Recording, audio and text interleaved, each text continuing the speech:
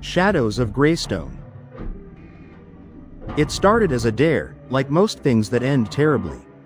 James and I had spent countless nights watching horror movies, telling ghost stories, and daring each other to take it a step further. But this wasn't just a haunted house or a graveyard. It was Greystone Memorial, an abandoned hospital that loomed like a corpse on the edge of town, surrounded by gnarled trees and a heavy silence. No one went near it. Locals called it cursed. Its history was a labyrinth of whispers, experiments, malpractice, and patients who vanished into its depths. But what made it infamous were the stories of the hosts, entities that roamed the halls in search of living vessels to anchor themselves to the world again. James had found the place on an urban explorer's blog. His excitement was infectious, even as I hesitated. "Come on," he said, his grin wide and wild. "It's just a bunch of empty halls and broken furniture. Nothing's going to happen." We packed flashlights, a couple of cameras, and a cheap EMF detector James had picked up online. As we approached the hospital under the cover of night, its silhouette seemed to lean toward us, its jagged edges and empty windows like a broken jaw. The air grew colder, the kind of cold that seeps into your bones and refuses to leave. Entering the maze. The front doors were chained, but the basement entrance yawned open as if expecting us. A sickly, metallic smell hit me as we descended into the darkness, our flashlights cutting thin beams through the damp air. The walls were lined with peeling paint and graffiti, some of it childish, some of it strange. Symbols that seemed to pulsate when I looked at them too long. "Relax, man," James whispered, though his voice shook. "It's just paint." The basement led to the morgue, its rows of cold drawers eerily intact. A gurney stood in the center, its leather straps frayed and stained. That's when the EMF detector buzzed for the first time, a low hum that sent shivers up my spine. "Must be wiring," James said, though his eyes darted nervously. But there was no power in Greystone Memorial. We decided to climb to the upper floors, drawn by a mix of curiosity and the desperate need to prove to ourselves that this was just an adventure, nothing more. The stairwell groaned under our weight, each step echoing like a scream in the suffocating silence. The second floor was eerily pristine compared to the decay below, as if it had been preserved in amber. Rows of patient rooms lined the halls, their doors ajar, each one a dark mouth waiting to swallow us whole. The first encounter. It started subtly, a soft tapping from one of the rooms. We froze, my flashlight trembling in my hand. "Wind," James muttered, but his voice cracked. The tapping grew louder, morphing into a rhythmic knocking that seemed to come from every direction. My skin prickled as we stepped into the nearest room, drawn by an invisible pull. The walls were covered in faded photographs of patients, their faces blurred and warped. On the floor lay a journal, its leather cover brittle with age. I picked it up, flipping through pages of spidery handwriting that dissolved into jagged lines and symbols. That's when the smell hit us, a rancid mix of decay and something chemical. My stomach churned, and I stumbled back as a shadow flickered across the wall. But there was no one there. "We need to leave," I whispered, but James shook his head, his face pale. "Not yet, we've barely seen anything." And then we heard it, a voice, faint but clear, calling James's name. "James, James." It wasn't an echo, it was deliberate, personal. He stared at me, his eyes wide, the color drained from his face. "You heard that, right?"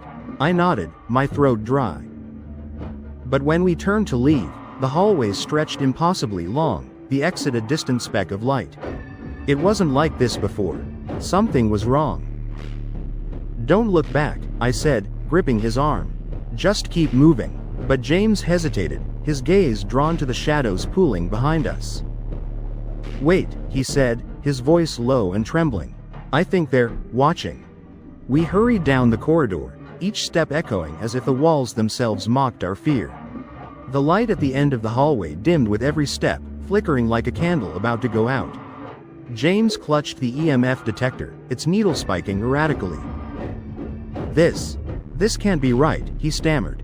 "We came this way. The exit was right here." His words felt hollow, swallowed by the oppressive air. I gripped his sleeve, pulling him forward. It's just a trick, I said, more to convince myself than him. Old buildings shift, light plays tricks. But I didn't believe it. Not anymore. The hallway groaned as we walked, the sound like wood splintering under pressure. And then we saw the first figure. A man stood in the doorway of a room to our left. He was tall, his frame gaunt, wearing a hospital gown that clung to his skeletal body. His face was obscured, shadow swallowing all features but his eyes, cold, black pits that radiated malice. He didn't move, didn't breathe, but the air around him pulsed like a heartbeat. "Sir?" James called out, his voice shaky and unsure. The figure tilted its head, an unnatural, jerking motion, as if testing the weight of its skull. Then it stepped back into the room, vanishing into the darkness. We should have kept walking. We should have run. But something about that open doorway pulled at us. Against every ounce of my better judgment, I stepped forward, James close behind. The room was empty. At least, that's how it appeared at first glance. The bed was overturned, the mattress split and rotted. The air was thicker here, the smell of rot and chemicals unbearable.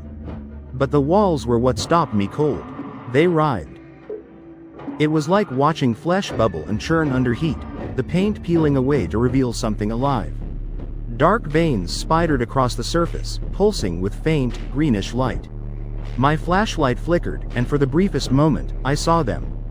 Faces. Dozens of them. Their mouths gaped in silent screams, their eyes locked onto mine. "Out," I whispered, backing away. But James was frozen, his gaze locked onto the wall as if it had ensnared him. "James," I shouted, shaking his arm. He blinked, his face pale, sweat dripping from his brow. "Did you hear them?" he asked, his voice barely audible. "Hear what?" "They're inside. They're trying to talk to me." Splintering reality. We stumbled back into the hallway, but it had changed again. The walls stretched impossibly high, the doors warped and crooked. The air buzzed, like static pressing against my ears. And then the voices came. Low at first, a whispering chorus that rose to an unbearable cacophony. They spoke in fragments, overlapping in a language I couldn't understand, but I felt the intent behind every word. "Help us. Stay with us. Become us." I grabbed James's arm, pulling him toward the distant light that still flickered faintly at the end of the hall. "Run," I screamed. He didn't resist this time. The corridor seemed endless, the floor shifting under our feet like wet sand. Shadows poured from the doors around us, humanoid forms that crawled and twisted unnaturally. Some walked upright. Others dragged themselves on spindly limbs, their heads cocked at impossible angles. Their eyes glowed faintly, and their whispers filled my head. "You can't run forever," James gasped, his voice tinged with despair. I turned to him, horrified. His eyes had changed. They were darker now, tinged with that same blackness I'd seen in the figure earlier. "No," I said, shaking him. "Don't listen to them. Fight it." But his expression was distant, almost serene. "They just want to live again," he murmured. "They've been waiting for so long." And then he stopped running. "James, no." I reached for him, but he pulled away, his body stiff as if something unseen held him in place. The shadows converged around him, their forms shifting and merging until they were a mass of writhing darkness. I watched in horror as they pressed against him, sinking into his skin like ink soaking into paper. He screamed, a sound that echoed with something deeper, something inhuman. His back arched, his limbs jerking as if his body were being puppeted. And then it was over. He stood there, motionless, his head hanging low. When he finally looked up, it wasn't James staring back at me. It was them. The escape. I ran. I don't know how I found the strength, but sheer terror propelled me forward. The hallway twisted and writhed, but I kept my eyes on the faint glimmer of light ahead. The whispers followed me, growing louder with every step. The walls seemed to close in, the air turning suffocating. But then, I burst through the basement doors, gasping as the night air hit my face like a slap. I didn't stop running until I reached the car. The engine roared to life, and I sped down the gravel road, not daring to look back. I didn't sleep that night. Or the next. I couldn't. Every time I closed my eyes, I saw James's face, or what had become of it. The whispers still lingered in my ears, faint but insistent. They wanted me to come back. I didn't go to the police. What could I say? That my friend had been possessed by shadows in an abandoned hospital? They'd laugh me out of the station. Instead, I tried to rationalize it. Maybe James had snapped under the weight of fear. Maybe I had too. Maybe the shadows and voices were a trick of adrenaline, our minds breaking under stress. But deep down, I knew the truth. For days, I avoided the asylum like it was a wound I couldn't bear to touch. I kept my curtains drawn, every light in the house blazing even in daylight. Yet the shadows found their way in. I'd catch them in the corners of my vision, tall, spindly shapes that vanished when I turned my head. My reflection in the bathroom mirror sometimes lagged, its movements just a fraction too slow, its eyes too dark. And then there were the voices. They started as whispers, soft enough to dismiss as the hum of the fridge or the wind rattling the windows. But they grew louder, clearer, always the same message. Come back, we're not done. I tried ignoring them, headphones blasting music, the TV turned up so loud the neighbors complained. But they wormed their way in, their words slithering into my brain like smoke. By the third night, I hadn't slept. My body felt brittle, every nerve on edge. That's when I saw him. James. He stood outside my window, his face pale under the streetlight. His eyes were black voids, and his body was unnaturally still. He didn't move, didn't blink. He just watched. James, I shouted, rushing to the door. But when I flung it open, he was gone. Only his voice remained, soft and hollow in the night air. You can't leave me. You brought me here. The haunting escalates. It wasn't just James. Over the next week, the shadows multiplied. They crept closer, their shapes more defined. I'd wake in the middle of the night to the sensation of being watched, only to find the figures standing at the foot of my bed, their eyes glinting faintly in the darkness. I'd scream, and they'd vanish, but their whispers lingered. I started finding things in the house that didn't belong to me. A rusted scalpel on the kitchen counter. A patient bracelet coiled in the bathroom sink, the name smudged and illegible. My bookshelves rearranged, the spine spelling words like stay and host. The worst was the mirror. One morning, I stumbled into the bathroom, bleary-eyed and desperate for some semblance of normalcy. When I looked into the mirror, my reflection didn't look back. It stood there, staring, its eyes black as coal. And then it smiled. Returning to the asylum. By the end of the week, I knew I had to go back. They weren't going to stop. They weren't going to let me go. I packed what little courage I had left, along with a flashlight and a crowbar. My hands trembled as I drove through the dark streets toward Greystone Memorial. The hospital loomed like a monolith against the moonlit sky, its windows dark and hungry. The basement entrance stood ajar, as if it had been waiting for me. The moment I stepped inside, the air changed. It was heavier now, saturated with a pulsing energy that made my skin crawl. The shadows flitted around me, bolder than before, their whispers louder and more insistent. Welcome back. I climbed the stairs to the second floor, the flashlight beam trembling in my grip. The hallway seemed different, longer, its angles sharper. The walls pulsed faintly, like a heartbeat. And at the end of the corridor, James stood. Why did you leave me? He asked, his voice hollow. His face was gaunt, his skin stretched too tightly over his bones. The shadows swirled around him, their tendrils sinking into his flesh like roots. I didn't mean to, I stammered, my throat dry. He took a step closer, his movements jerky, like a marionette. They showed me everything. They let me be. And now, they want you. The shadows surged forward, their forms twisting and merging until they became a single, writhing mass.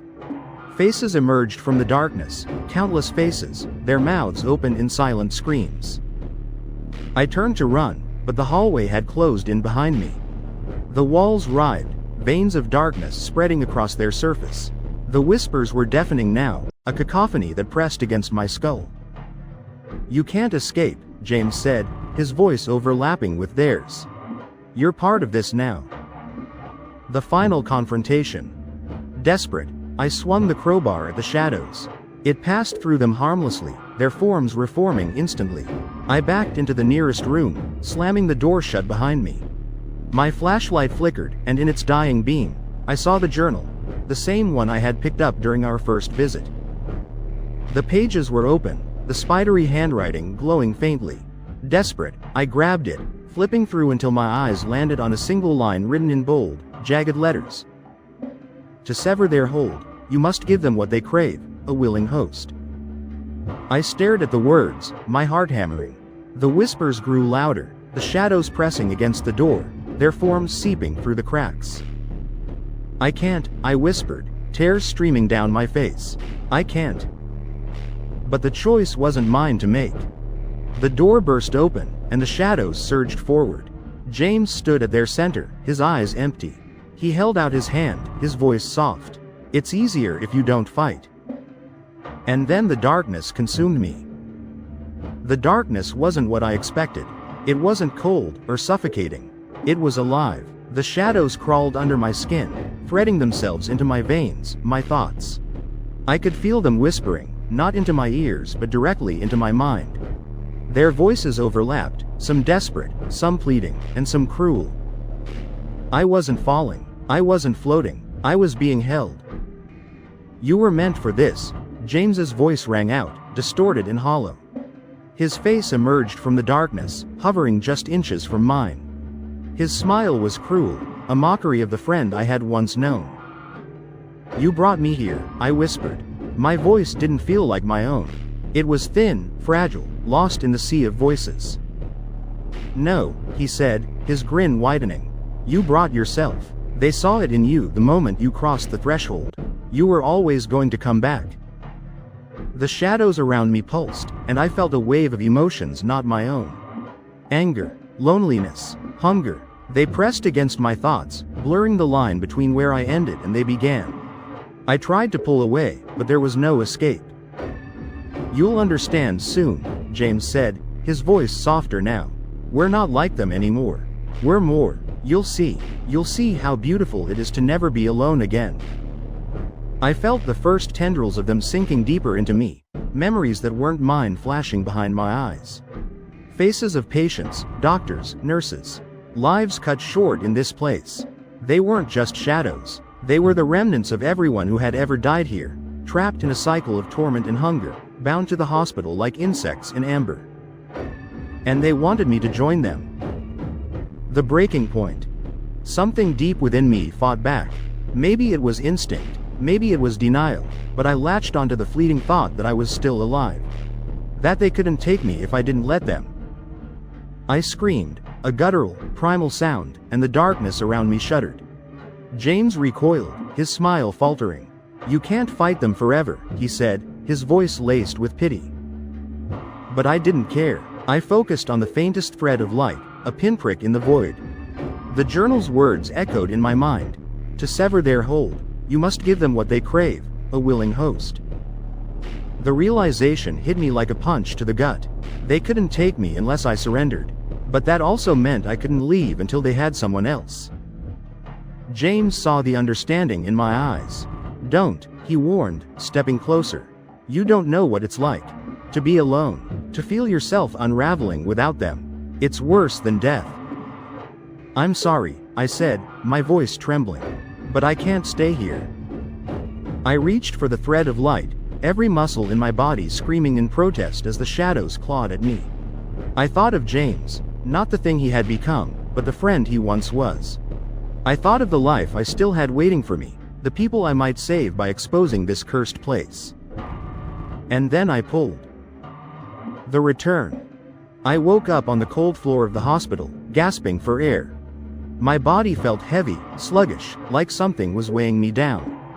The shadows still lingered at the edges of my vision, but they no longer pressed against me. The hallway was silent, empty. James was gone.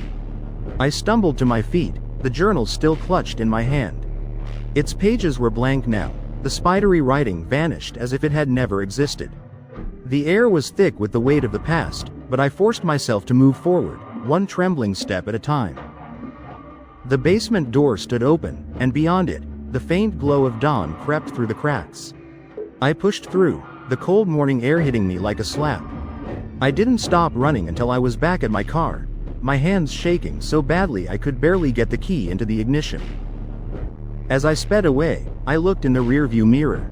The hospital loomed in the distance, its windows dark and lifeless. But for the briefest moment, I saw a figure standing at the entrance. James. He didn't wave, he didn't move, he just watched, his eyes black and endless. Aftermath. I left town that same day, driving until exhaustion forced me to stop. I never went back, not to the hospital, not to the house. I tried to forget, but the memories cling to me like a second skin. The shadows still appear sometimes, just out of reach, their whispers faint but insistent. And the guilt. The guilt is the worst part. Because I know I didn't truly escape. I just traded places. I gave them what they wanted, a willing host. I dream of James sometimes. He doesn't speak. He doesn't need to. His face says it all. You left me, his eyes accuse. And I know he's right. But I also know one day they'll come for me again. And next time, I don't think I'll be strong enough to resist. Did you like the story? Like it, subscribe, and see you in the next video.